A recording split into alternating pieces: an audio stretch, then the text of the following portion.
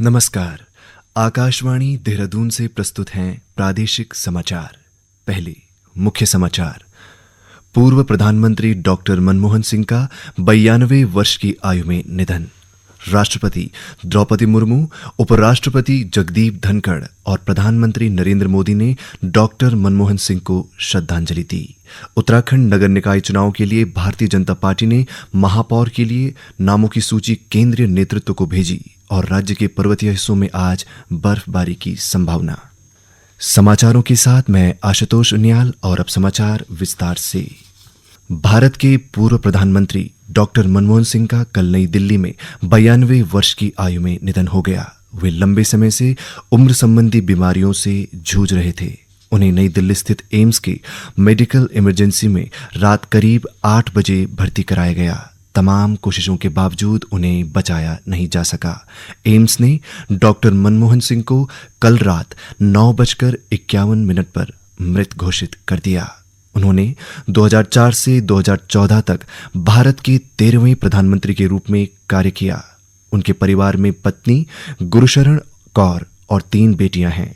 Doctor Manmohan Singh का जन्म 26 सितंबर 1932 को अविभाजित भारत के पंजाब प्रांत के एक गांव में हुआ था। डॉक्टर मनमोहन सिंह 33 साल तक सेवा देने के बाद इस साल अप्रैल में राज्यसभा से सेवानिवृत्त हुए।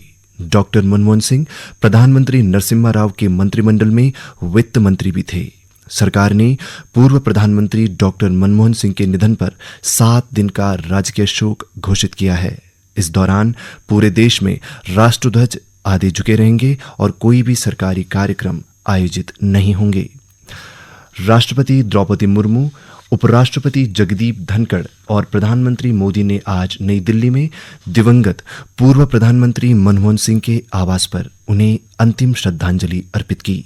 मनमोहन सिंह के निधन पर शोक जताते हुए राष्ट्रपति ने कहा कि डॉक्टर मनमोहन सिंह उन असाधारण राजनेताओं में से एक थे जिन्होंने शिक्षा और प्रशासन की दुनिया में समान रूप से सहजता से काम किया।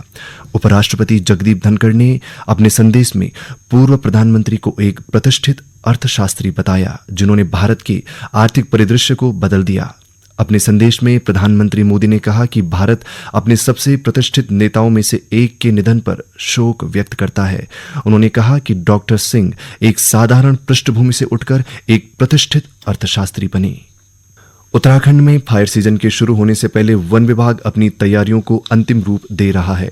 राज्य में 15 फरवरी से फायर सीजन शुरू होता है। वन मंत्री सुबोध उनियाल ने कहा कि विभाग के पास आवश्यक संसाधन हैं और अग्निशमन कर्मियों के पास पर्याप्त उपकरण मौजूद हैं। उन्होंने बताया कि इस बार वन विभाग ने आग लगने की सूचना देने के लिए एक ऐप भी लॉन्च किया है और स्थानीय समुदायों की सहभागिता को बढ़ावा देने पर जोर दिया है। इसके अलावा एसडीआरएफ को भी वनाग्नि नियंत्रण के लिए विशेष जिम्मेदारी दी जाएगी। किसी भी डिवीजन में अगर विगत वर्षों से ज्यादा अगर आग की घटनाएं होंगी तो उसके लिए सीधे सीधे डीएफओ जिम्मेदार माना जाएगा। तो सभी को एक टीम वर्क करते हुए जन सहभागिता के साथ और खासकर जो जनपद ग्राम पंचायत स्तर पर जो फॉरेस्ट फायर मैनेजमेंट कमेटी ग्राम प्रधान की अध्यक्ष बनी है उनके साथ समन्वय बना करके रिस्पॉन्स टाइम को कम करके किससे इस पर काम करने को कहा गया है। कैंपा के मामले में था कि कैंपा में विगत वर्ष काफी पैसा हमारा सरेंडर हुआ है, तो इसीलिए बहुत सख्त निर्देश दिए गए कि हर हालत में क्वालिटी को मेंटेन करते हुए कैंपा के पैसे को खर्च किया जाए और जिसकी परफॉर्मेंस अच्छी नहीं होगी निश्चित रूप से उसके खिलाफ कार्रवाई की जाएगी। रुद्रपुर में 31वीं वाहिनी पीएसी द्वारा आयोजित 3 दिवसीय प्रादेशिक अंतर जनपदीय पुलिस कबड्डी क्लस्टर प्रतियोगिता 2024 का शुभारंभ जिलाधिकारी नितिन सिंह भदौरिया ने किया।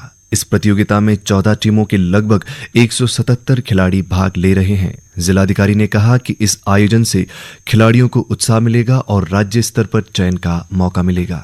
प्रथम बार प्रादेशिक जो समस्त पुलिस के जितनी भी उनके अंग होते हैं उनके द्वारा 13 टीमों के द्वारा यहाँ प्रतिभाग किया जा रहा है।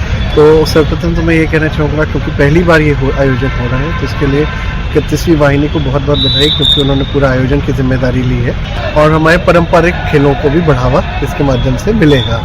इसके अलावा आप हमारे स्पोर्ट्स पर्सन अलग अलग विधाओं में निकल कर आ रहे हैं और काफ़ी आर्मी और पुलिस से हमारे निकल कर आ रहे हैं। तो कोशिश ये की जा रही है कि हम लोग यहाँ पे जितने भी स्पोर्टिंग जो इंफ्रास्ट्रक्चर है उसको हम लोग और मजबूत कर सकें। प्रतियोगिता में कबड्डी, जिम्नास्टिक, फेंसिंग और खो खो जैसे खेलों का आयोजन किया जा रहा है। उत्तराखंड में आगामी नगर निकाय चुनाव को लेकर देहरादून के जिला निर्वाचन अधिकारी समीन बंसल की अध्यक्षता में बैठक आयोजित की गई। इसमें चुनाव प्रक्रिया, नामांकन और व्यय सीमा पर सख्त दिशा निर्देश दिए गए। मुख्य विकास अधिकारी अभिनव शाह ने बताया कि सभी प्रत्याशियों को एनओसी और एफिडेविट जमा करना अनिवार्य होगा और चुनावी व्यय का पूरा विवरण देना पड़ेगा।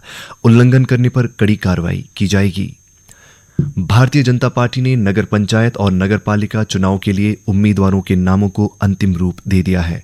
पार्टी ने निगम महापौर के लिए नामों की सूची केंद्रीय नेतृत्व को भेजी है और जल्द ही इसकी घोषणा की जाएगी। पार्टी के प्रदेश मीडिया प्रभारी मनवीर सिंह चौहान ने बताया कि मुख्यमंत्री पुष्कर सिंह धामी और अन्य नेताओं की उपस्थिति में निकाय चुनाव उम्मीदवारों पर बैठक हुई, जिसमें सर्वसम्मति से उम्मीदवारों के नाम तय किए गए। प्रदेश के अधिकतर हिस्सों में आज बादल छाए हुए हैं। राज्य के कुछ हिस्सों में हल्की बारिश की खबर है। मौसम विभाग से प्राप्त जानकारी के अनुसार आज राज्य के विभिन्न हिस्सों में बारिश और ऊंचाई वाले हिस्सों में बर्फबारी की संभावना है। मौसम विज्ञान केंद्र देहरादून के निदेशक विक्रम सिंह ने बताया कि मसूरी, धनौल्टी, चकराता, जोशीमठ, औली, नैनीताल, पिथौरागढ़ और रानीखेत सहित ऊंचाई वाले पर्वतीय इलाकों में बर्फबारी हो सकती है। अगर हम 27 तारीख के लिए बात करते हैं तो पहाड़ों में मैं कहूंगा कि अनेक जगहों पर हल्की से मध्यम तक की जो बारिश और बर्फबारी वो देखने को मिलेगी। और मैदानी क्षेत्रों में बात करें तो यहाँ पर कुछ जगहों में हल्की बारिश जो है उसकी संभावना वो देखने को मिल जाएगी। जब आप 28 को जा रहे हैं तो मैं ये कहूंगा कि जो हिल्स में है वहाँ ज्यादातर जगहों में हल्की से मध्यम है बर्फबारी, और जो अंदर के 5 डिस्ट्रिक्ट हैं उनमें कहीं कहीं पर भारी बर्फबारी भी एकाधुका जगहों में मिल जाएगी, जिसमें उत्तरकाशी, चमोली, पिथौरागढ़, रुद्रप्रयाग, बागेश्वर है। इस बीच मौसम विभाग ने राज्य के 2500 मीटर से अधिक ऊंचाई वाले हिस्सों में कल मध्यम से भारी बर्फबारी का ऑरेंज अलर्ट जारी किया है। चेतावनी के अनुसार भारी बर्फबारी के अलावा राज्य के अन्य हिस्सों में विभिन्न स्थानों पर कड़ाके की ठंड पड़ सकती है। मौसम विभाग ने वाहन चालकों को सतर्कता के साथ आवाजाही करने की सलाह दी है। मसूरी में विंटर लाइन कार्निवल 2024 का कल रंगारंग शुभारंभ हुआ। जिलाधिकारी समीन बंसल और वरिष्ठ पुलिस अधीक्षक अजय सिंह ने कार्निवल का उद्घाटन करते हुए आधुनिक सेवाओं जैसे शटल सेवा और गोल्फ कोर्ट का शुभारंभ भी किया। इस अवसर पर पर्यटकों के लिए साहसिक गतिविधियां, फूड फेस्टिवल और हॉट एयर बलून राइड्स का आयोजन किया गया है। उत्तराखंड उच्च न्यायालय ने राज्य में कूड़ा बीनने वाले बच्चों को सरकार की योजनाओं से वंचित किए जाने का संज्ञान लिया है। न्यायालय ने राज्य विधिक सेवा प्राधिकरण की रिपोर्ट पर सुनवाई करते हुए शहरी विकास निदेशक को निर्देश दिए कि वे वीडियो कॉन्फ्रेंसिंग के जरिए कोर्ट में पेश हों और ये बताएं कि इन बच्चों के लिए राज्य सरकार क्या योजनाएं चला रही है। न्यायालय का कहना है कि इन बच्चों को शिक्षा और सुरक्षा की बेहतर सुविधाएं मिलनी चाहिए। देहरादून से चकराता की ओर जा रही एक कार के लोखंडी के पास अनियंत्रित होकर गहरी खाई में गिरने से 2 लोगों के गंभीर रूप से घायल होने की खबर है। इस वाहन में 6 युवक सवार थे, जिन्हें पुलिस ने खाई से निकालकर उपचार के लिए अस्पताल में भर्ती किया है। पिथौरागढ़ जिले में पीएम विश्वकर्मा योजना के तहत युवाओं को कौशल उन्नयन के लिए 5 और 15 दिवसीय प्रशिक्षण दिया जा रहा है। इस योजना से जुड़कर जिले में अब तक 416 लोगों ने अपने उद्योग स्थापित किए हैं। पिथौरागढ़ उद्योग केंद्र के प्रबंधक पंकज तिवारी ने बताया कि उद्योग केंद्र विभाग जिले में कई योजनाएं संचालित कर रहा है। इन योजनाओं के तहत नव उद्यमियों को अपने क्षेत्र स्थल पर ही स्वरोजगार से जोड़ने का प्रयास किया जा रहा है। इससे पलायन में कमी आने की उम्मीद है।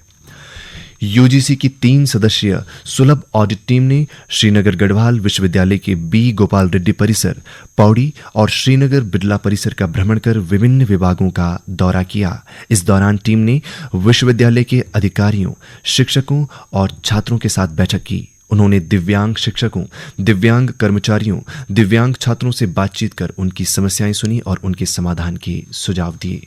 अंत में मुख्य समाचार एक बार फिर। पूर्व प्रधानमंत्री डॉक्टर मनमोहन सिंह का 92 वर्ष की आयु में निधन।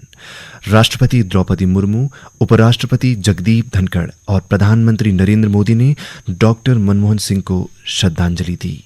उत्तराखंड नगर निकाय चुनावों के लिए भारतीय जनता पार्टी ने महापौर के लिए नामों की सूची केंद्रीय नेतृत्व को भेजी और राज्य के पर्वतीय हिस्सों में आज बर्फबारी की संभावना। इसके साथ ही दोपहर समाचार का ये अंक समाप्त हुआ। नमस्कार।